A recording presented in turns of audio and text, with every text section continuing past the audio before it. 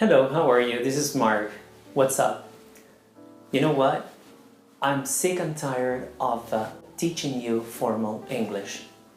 In this lesson, I will teach you or I will give you some tips on how to speak English informally. So stay tuned. As you may know, in English there is a saying that goes, time is money. Some people took this saying quite seriously, and they leave out words that, according to them, are unnecessary. But there are some rules or some tips on how to become informal or how to use this informal English on a daily basis. So I'm going to list them.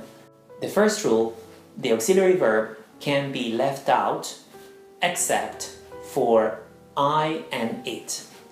So an example, you know what, instead of do you know what, which is formal or correct English.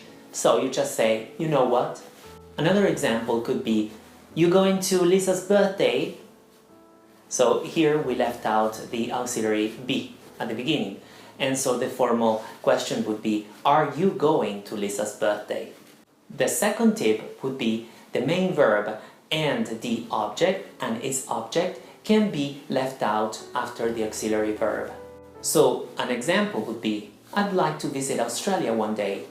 The other person answered, you know what? I think I would too. So we don't need to use like in the sentence. We can avoid it, and obviously the object of the sentence. We just write or we just repeat the auxiliary of the previous sentence. That's all. The third tip would be to avoid repeating the infinitive clause by using the particle to. So the example would be, students should do their homework, or at least try to. So to, the particle to, replaces try to do their homework. So we just write the particle to and that's it. We don't repeat the whole sentence again. So the fourth tip is that pronouns can be left out at the beginning of a negative sentence. So an example, don't understand really, or haven't been there yet. So the correct sentence would be, I don't understand really and I haven't been there yet. So we avoid I basically in the beginning of a sentence, of a negative sentence. And the fifth tip is we try to avoid repeating the whole sentence by using so or not. An example in a conversation would be, you think Rome is beautiful? I think so. So replaces I think Rome is beautiful. Another example would be, I think it'll rain soon. I hope not. Okay, so not replaces it will not rain. Okay, I hope it will not rain. So now let's recap. So English is becoming more and more simplified and more informal. I gave you some tips on how to be more informal in English when speaking every day with a friend or in an email, for example, to a friend. Okay, obviously this is everyday English and it's not formal English, it's informal English.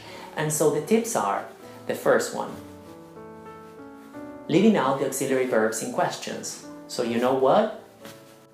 The main verb and its object can be avoided after the auxiliary verb. I think I would too. The third rule, avoiding repeating an infinitive clause by using to. Students should study or at least try to. The fourth rule, or the fourth tip, at the beginning of a negative sentence, all pronouns can be avoided. Don't understand really. And the fifth tip, simplify our conversation by adding so or not. I hope not, I think so. And this is all that I have today for you.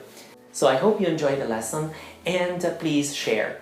Don't speak informally when applying for a job. It's not correct. So have a great day and I see you next time. Take care. Bye bye.